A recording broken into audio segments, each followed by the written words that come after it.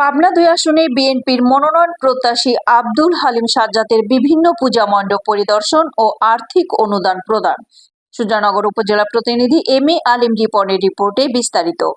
পাবনা ২ নির্বাচনী এলাকার বিভিন্ন পূজা মণ্ডপ পরিদর্শন করলেন পাবনা জেলা বিএনপির সাবেক যুগ্ম সাধারণ সম্পাদক, সুজানগর উপজেলা বিএনপির সাবেক সহসভাপতি ও আগামী জাতীয় সংসদ নির্বাচনে পাবনা ২ আসনের বিএনপির মনোনয়ন প্রত্যাশী আব্দুল হালিম সাজ্জাদ।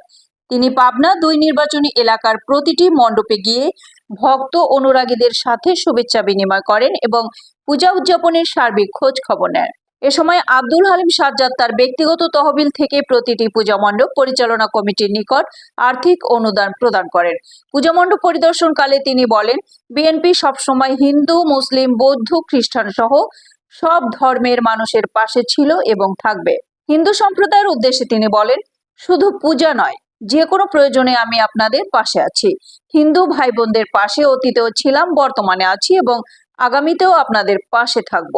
পূজা মণ্ডপ পরিদর্শনকালে এ সময় সুজানগর উপজেলা বিএনপির সাবেক ক্রীড়া বিষয়ক সম্পাদক মজিবুর রহমান খান, উপজেলা শ্রমিক দলের সভাপতি আব্দুল মান্নান মোল্লা, নাজিরগঞ্জ ইউনিয়ন বিএনপির সাবেক সাধারণ সম্পাদক আব্দুল কালাম মিয়া, পৌর বিএনপির সাবেক ক্রীড়া বিষয়ক সম্পাদক ও সাবেক পৌর কাউন্সিলর আব্দুল বাতেন, হাটখালী ইউনিয়ন বিএনপির নেতা নুরুজ্জামান শিকদার লালু, উপজেলা শ্রমিক দলের সাধারণ সম্পাদক বাবু, উপজেলা যুব দলের সাবেক সহ সাংগঠনিক সম্পাদক নবী মোল্লা, উপজেলা স্বেচ্ছাসেবক দলের যুগ্ম আহ্বায়ক শফিকুল ইসলাম, জেলা ছাত্র দলের সহ সভাপতি আলম মণ্ডল, যুবনেতা আনোয়ার হোসেন আনাই ও আরিফ বিশ্বাস এবং এন.এ. কলেজ শাখার ছাত্রদল নেতা শাকিল খান প্রমুখ উপস্থিত ছিলেন।